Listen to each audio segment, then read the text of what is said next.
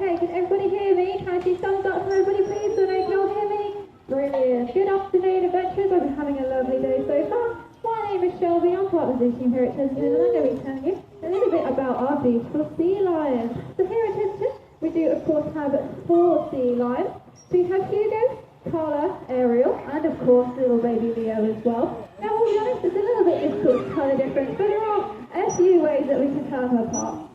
So Carla and Ariel, they are half sisters. They're 14 years old. So they've lived here since they were 1 year old. They actually originally came from a zoo in Denmark. And I will be honest, they do look quite similar. But the easiest way to tell the difference is that Carla is the noisiest and Ariel, she tends to be the chunkiest, but that's okay when you still love her. And then of course we do have Hugo as well. Now Hugo is a little bit easier to spot because he's a little bit bigger and he's actually a little bit darker in colour as well. He's a little bit closer to more sort of a black colour rather than sort of the greyish brown that the girls are. And he's also quite a large bump on his head as well. Now I promise he hasn't got a bonk it or anything, that is supposed to be there. That is actually something called a sagittal crest. Now some of our other animals have this, as you've seen our silverback gorilla Dimitri down at Trail of the King, he has this as well. Basically all that happens is when sea lions reach maturity, once they reach their teenage years, their skull will start to elongate and so will the muscles, and it creates a bit of a bump on their head, and it just shows that they're coming into maturity, and that eventually they will become hopefully the dominant one of the group as well. And then of course we do have little baby Leo as well. He's of course the smallest, he's only around 8 months old now, so he's still quite small, but of course he's a little bit easier to tell apart. So Hugo actually came here in February 2022, and he actually came here from Blackpool Zoo. So he's actually only 5 years old, so he's a little bit younger than the girls. And he was brought here for a couple of reasons. But he actually create a more natural social setting for the girls. So typically out in the wild it would be one of sort of male sea lions with a group of several females. So by bringing Hugo here, it makes it a little bit easier for the girls because it's a lot more natural for them, it's a lot more of a natural social setting for them. And of course he was brought here for breeding as well. So these guys are called California sea lions, so that does tell you a little bit about where they're from. They are found along the coast of California out in America. But that's not the only place where they're found. They do have quite a large range. They're actually found sort of along the coast all the way from Mexico all the way up to Alaska. They are found in quite a few different places. Now the main issue that we have down here at Sea Lion Bay, a few people will come down here and accidentally say, oh look, there's a seal. Now unfortunately that's not quite right. Our animals are of course sea lions, and there are actually a few differences between seals and sea lions that will sort of help you notice which is which. So before I tell you, can anybody shout out to me if you know the answer, any differences between a seal and a sea lion? What do we think? Anybody know? No? Okay, that's alright, that means hopefully you're going to learn something new today. There's a couple of differences between seals and sea lions. The easiest one typically is having a look at their ears. If we have a look at our beautiful sea lions, you can see they're tiny little sticking out ears, and it's a little bit like Shrek's ears. Now typically seals don't have this, whereas sea lions do. So that's sort of the easiest sort of feature that you can look for to tell the difference. And of course there is something else as well. It's the difference in their flippers. Just look at our sea lions here.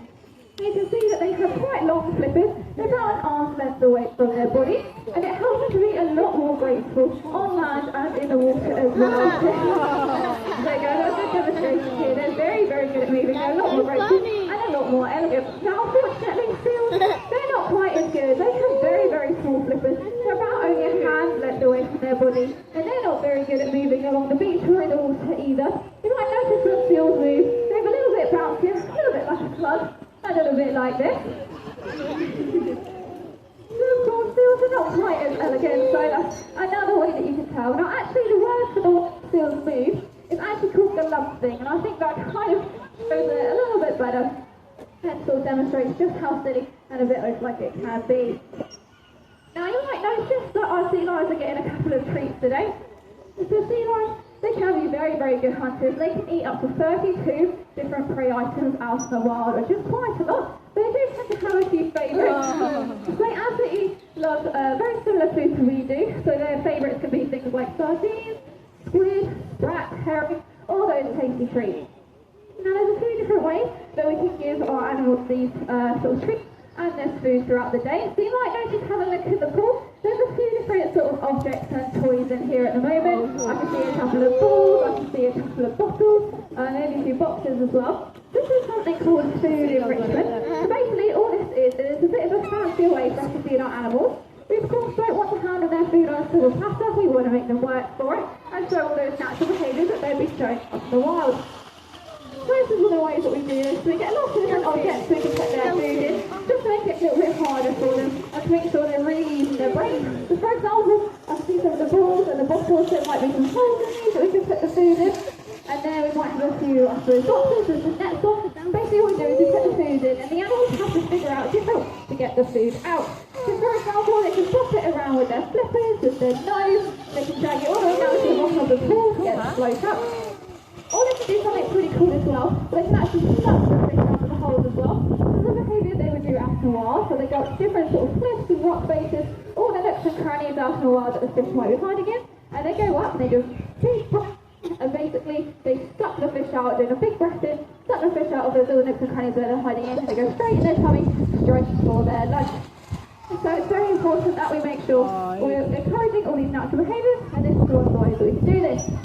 But this is not the only way that our animals can get their food and earn their treats. We do, of course, do some training sessions with our sea lions, like we're doing today, which is very, very well so far.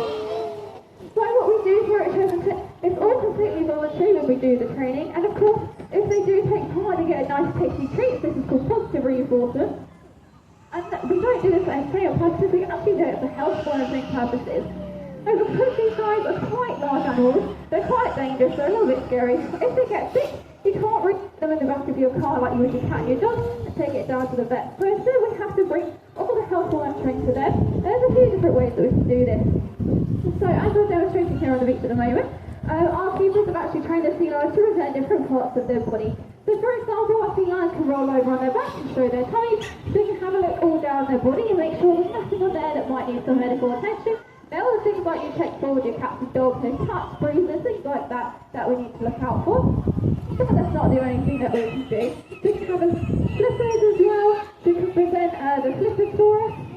We can also get them to present their tails as well, all different body parts to make sure they're all nice and healthy. Now one thing not many people know about sea lions is their teeth are actually naturally black. So of course it's going to be a little bit more difficult to see if there's any issues in their teeth if they're already looking a slightly different colour than what we've been used to. So as you just saw that demonstration there, we can actually get our sea lions to open their mouth on command so we can have a look in their mouth and make sure they don't need any dental work at all, which of course is very, very important. So we're able to use this for sort of daily health monitoring, but sometimes our animals might need something a bit more in depth. For example, things like x-rays. So you saw earlier that we were able to get our sea lions to lay down for long periods of time, which is very, very helpful for us, because it means instead of us going down to our vet room and taking our sea lions down there, we can actually bring the x-ray machines up here to the beach, get them to stay nice and still for a little while, take those lovely x-ray pictures, and then give them a nice tasty treat, and off they go on their way, and then we can give them any treatment they may need. Which of course is very helpful for us, because unfortunately if you weren't going to be doing this training and all of this positive reinforcement, the only other alternative when it comes to more in-depth medical attention, we would unfortunately have to do something called anesthesia, so we knock these guys out and have to go to sleep for a little while. Now unfortunately it's a little bit stressful for them, a little bit stressful for us, and in some cases it can even be fatal. So of course it's much important that we can make training and health checking and monitoring a much more positive and stress-free experience. So it's very, very important that we do this every day, and our keepers have been absolutely brilliant, and so are our sea lions, so they're very, very good at this. So I'll tell you a little bit more about little baby Theo now. This is actually the first baby born here in over 10 years at Chessington Zoo. It's a very, very important little baby. So he's only around 8 months old at the moment. But we have actually just recently weaned him off of his mum's milk onto some solid food now, so he is eating his fish rather than throwing it back at the keepers and going ew, which is obviously a very, very good thing. He's doing very, very well. A lot of the time he will be snoozing on the so often noticed there, or he is doing very, very. So hopefully we'll see him in the water as well. He's doing very, very well at holding his breath for long periods of time. So he's a very, very good character to come and see. Now, these guys, unfortunately, some species are endangered. So out of 6 species of sea lions in the world, 4 of these are classified as vulnerable to extinction or endangered. So having you on here is obviously a very, very good step in the right direction. So it's very good to have our sea lions here because we can start to build backup population through breeding. But of course they are here as ambassador animals as well. So hopefully this means that you guys can fall in love with them, learn a little bit about them, and hopefully it'll encourage you to make a few more conservation focused changes to your behaviour, because there are some things you guys can do to help. So unfortunately it is mainly due to humans that these guys are becoming a lot more vulnerable after a while. This is due to things like overfishing and plastic pollution and issues like this, but there are things you can do to help. So for example, if you are going to eat fish, please make sure that you're buying it from a sustainable source. There's a few logos that you can look for when you're buying your fish to make sure it's caught sustainably, which all that means is caught in a way that's not going to negatively affect any marine life. And if you can reduce the amount of fish you eat in your diet, that will be very helpful as well. That's not the only thing you can do. Because plastic pollution is such an issue, you can help with that as well. So we can make sure that we're reducing the amount of plastic we use, make sure we're reusing anything that we can, and make sure that we are recycling where possible as well. So these guys have done such an amazing job, hopefully making you fall in love with them, with all their brilliant entertainment here. So that's definitely all from me for now, so hopefully you fall in love with them, listen to what I've just told you, and you can help out a little bit more conservation. If you guys do have any questions, do feel free to come and ask, or hang around for a little while. But if not, thank you so much for listening. Thank you so much for watching. Everyone have a lovely, lovely day. Thank you, everybody.